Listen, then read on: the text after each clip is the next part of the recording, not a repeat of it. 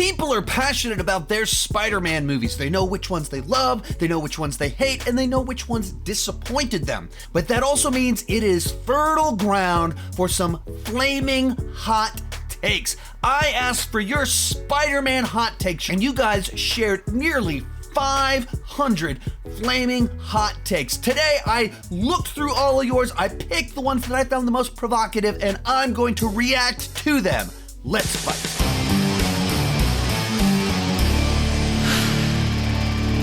Venom is an incredible buddy cop movie. So funny, amazing action, Eddie Brock, such a likable protagonist, quotable ASF, amazing CGI. The sequel is great too.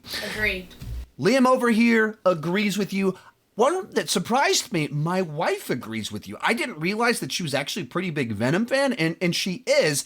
And I think it's exactly what you said, where a lot of the MCU movies in particular are just so big and they're so plot driven and so much spectacle that you don't get as much as just those little moments.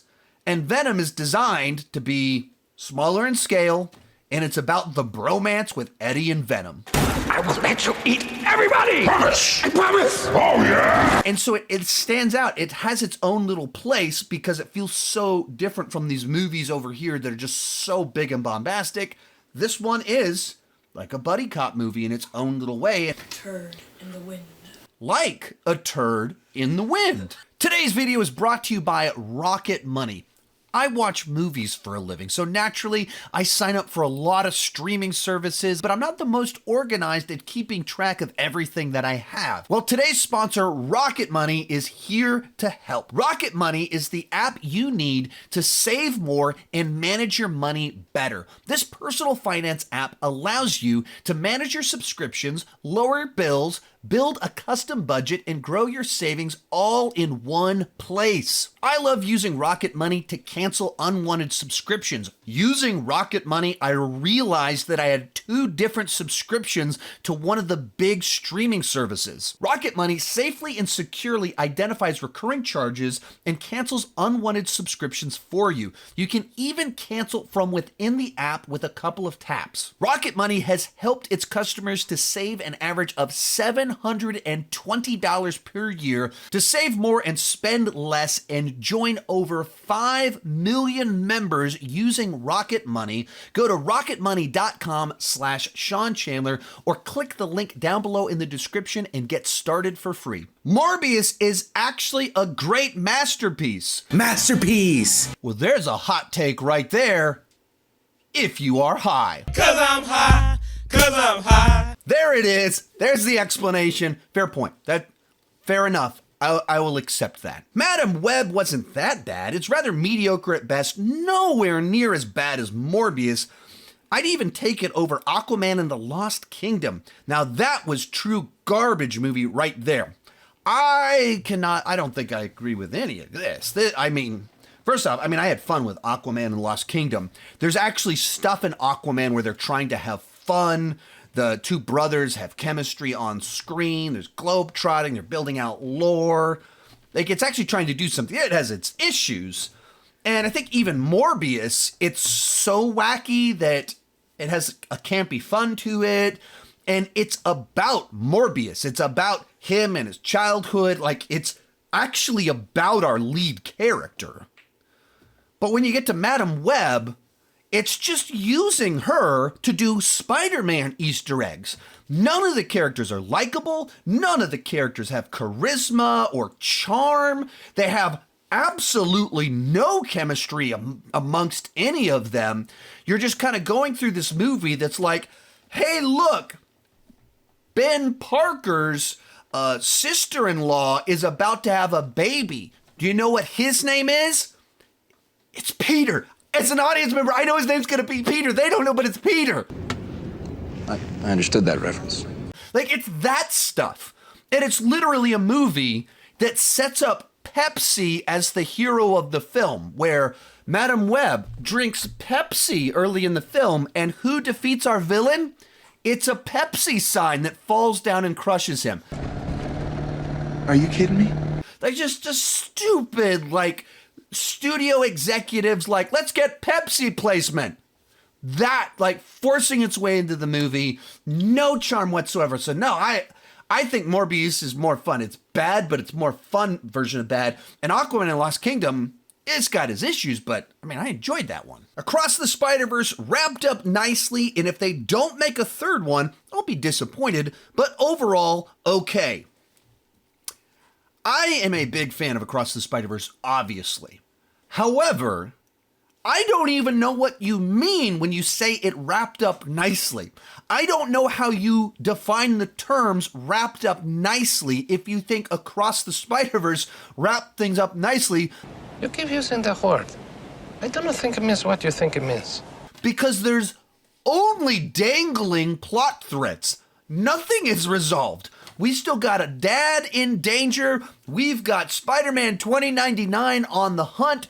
We've got Miles facing evil Miles, who's the Prowler, and we're in the wrong universe. Nothing is resolved. Nothing has been wrapped up nicely. So I'm not even sure what you're referring to. We need another movie to close out all of these loose ends. I mean, my biggest criticism of Across the Spider-Verse is that it did end so abruptly without any resolution whatsoever. It doesn't tell its own complete story, but like leave the dangling threads for another story. All of this movie's plot threads are still dangling. Far From Home is an abomination of a movie. It is all over the place. Feels more like a teen rom-com than a Spider-Man movie. Mysterio is a horrible villain. By the way, I love your videos, Sean. Well, thank you. I wouldn't call Far From Home an abomination, but I, of course, have said it many times before that I think that it's a very weak film. It's one of the weaker films in the entire MCU, and some of that is for the same reasons that you mentioned, like Mysterio. The Mysterio effect sequences are pretty cool because they're, you know, doing this dreamlike reality that has a lot of clever ideas in it. So that's cool. Mysterio, as for his scheme, what is he trying to do? Like, I will be the world's greatest superhero. For what purpose? What does he gain from that? And when a threat shows up that's real, what's his plan? So what are we trying to do here? So there's gigantic holes in this whole Mysterio thing. So I have big issues with Mysterio as a villain in that regard. As for the side to it that it's like a teen rom-com than a Spider-Man movie, I don't hold that against the movie. That was very much kind of the vibe that they were going for with the first two of this era of Spider-Man films. They're very high school centric. There are some of those John Hughes 80s movies influences in there. And Peter Parker is a high schooler, so the idea that we're doing a very high school-y Spider-Man movie, that makes sense to me. I don't see that and go, what is going on? Why are we doing this? I go, right, sure. Let's pull those high school influences in, and we have a lot of Spider-Man action and things like that. So I don't think that's the issue, but I think there are a lot of issues with Far From Home that when people are like, oh, it's fantastic, it's a great movie, I go, really? Like, the plot doesn't make any sense. I really like Madam Web. I loved the psychological, mystical look into the Spider-Man mythology. Seeing Spider-Man as a horror villain was really fresh. Loved the way they visualized the Sixth Sense scenes. The world of Peter before his birth was good too, especially we really get to see Uncle Ben. He felt just like Ben. I mean, I obviously disagree with you. I didn't like the movie, but I can read that and I go, I can appreciate that. Like, we have a comic book genre that is oversaturated with a lot of the same types of movies, that they're big spectacle action films, that a lot of them are in space, that we're battling CGI aliens or robots, and we're saving the city. And then in the middle of all of this, you get a comic book movie that it's not a superhero story. It's comic book based, it has ties to superheroes. It's like an origin to the origin to superhero stories, as my friend Pear Waite said, but it's not itself a superhero movie, really. It's just like a survival thriller with psychological elements, like you said. There is kind of a lore to it, and I can see why someone would be like, I kind of dug that. That was interesting to me. That was fun. It was a change of pace. And like you said, Uncle Ben, we get to see him pre-responsibility. There's something interesting about that, and I think the actor there is very he's the one likable guy in the movie. He's the one charming, charismatic person, is our Uncle Ben in the film. So I radically disagree with where you're at, but I totally see that and I go, yeah, that's fair.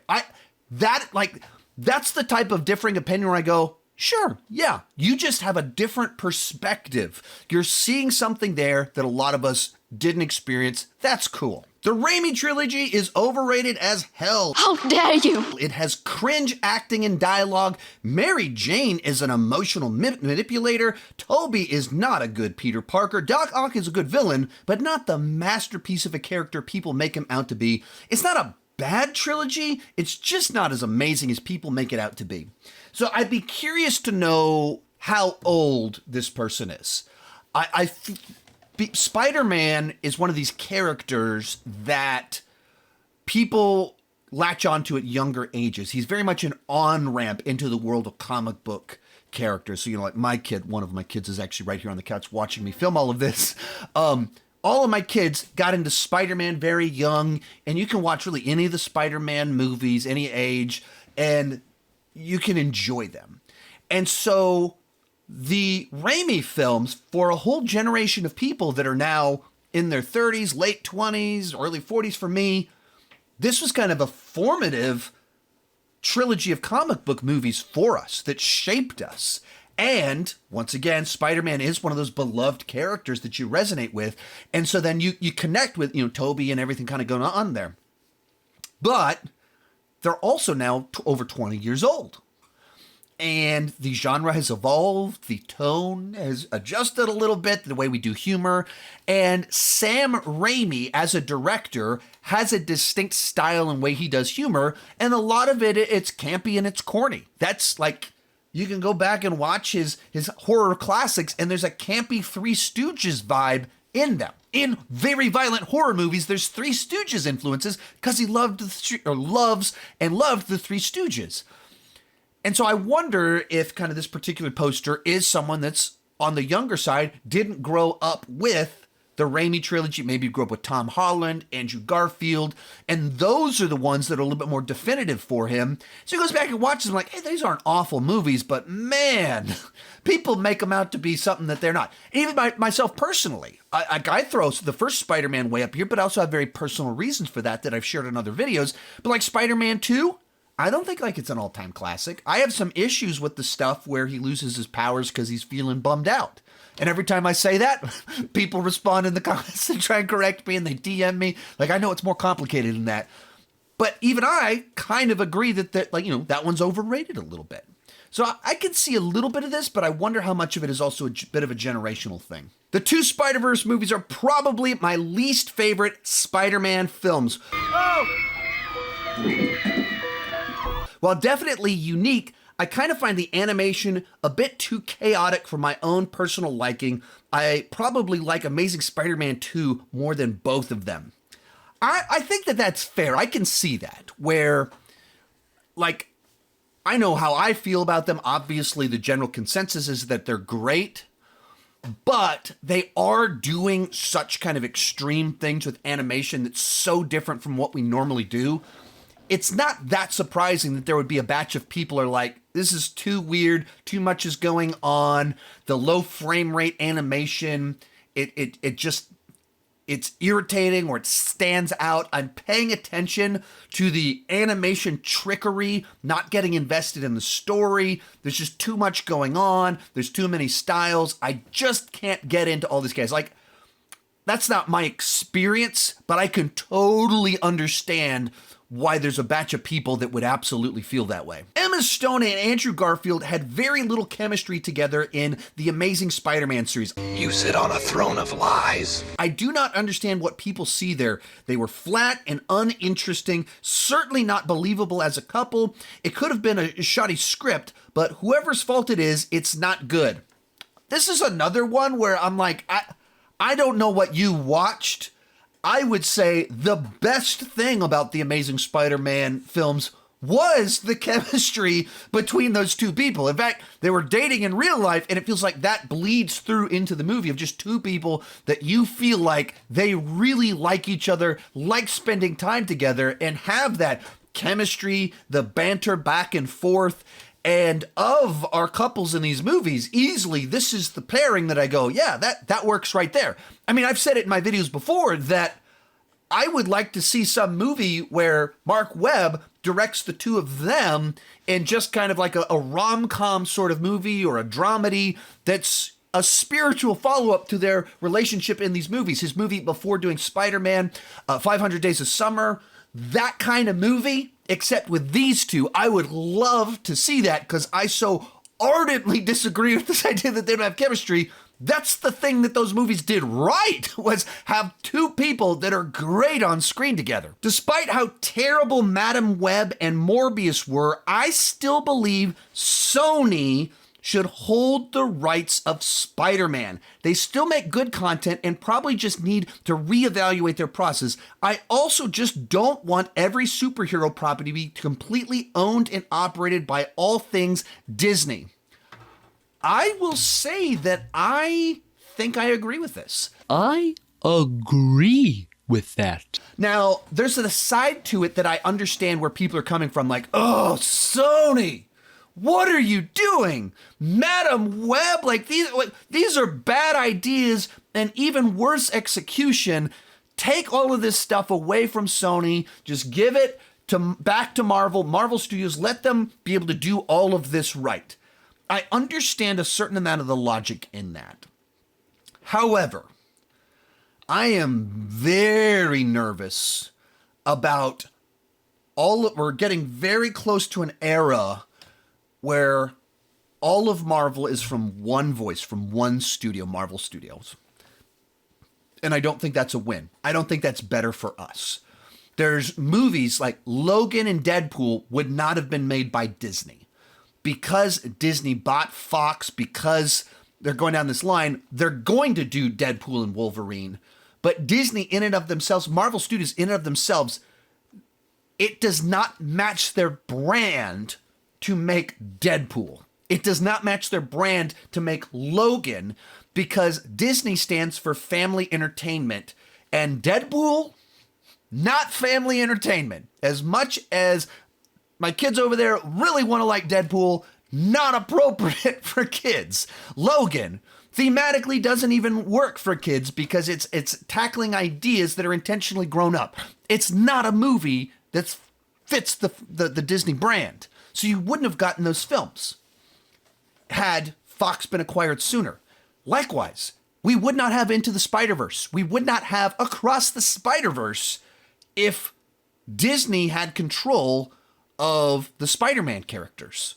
We are getting some of these different things because other studios control some of these characters. And having different voices, different studios with different goals, different philosophies is good for us. Yeah, it means we're going to get some crap from time to time. Madam Web, indefensible. Terrible idea. But as much as we keep saying Madam Web, Morbius were garbage, we're forgetting between Morbius and Madam Web was Across the Spider-Verse. A movie a bunch of us just a month ago were like, how is this not nominated for Best Picture? This should have gotten more Oscar nominations. And it's from Sony. So we know Sony can do things that are great. And Kevin Feige can get no credit for Across the Spider-Verse, no credit for Into the Spider-Verse. That, like, No Way Home, you can say the reason that one worked was because Kevin Feige, like, no. These animated films, Sony gets all the credit. And they only exist because Sony has these characters. I think that's a good thing. I like partnerships happening. That's made for some beneficial things with what they're able to do with Tom Holland in the MCU, but it's still with Sony. That's a win. Yeah, let's partner. Let's work together. But I don't want everything coming from the voice of Marvel Studios and Disney. They make movies that are designed to be for everyone. And there's a lot of great that comes from that. Obviously, I have praised so much that has come from Marvel Studios, the MCU. Love so much of the MCU and what it stands for, and it's something so unique and cool in the history of all movies. But there's also something to be said for making movies that intentionally have much more niche audiences. They're not trying to make something for everyone. They're trying to make someone's favorite movie. And you think something like Venom, there's a lot of people that love Venom. That costume is amazing! Thank you. For the bromance and all of that fun stuff, this guy right over here is raising his hand. And we wouldn't necessarily get that if this was over in Marvel Studios. And Marvel Studios can only put out so many movies. And so I think I agree. I do not want Disney to have control of all of Marvel. Or at least I don't want them to be the only one telling stories. I've done other videos just like this. You can check them out right over there in that playlist. Also did this one called Hot Takes and Hot Wings, where we talked about your hot takes while eating flaming hot wings. Thank you so much for watching, and keep talking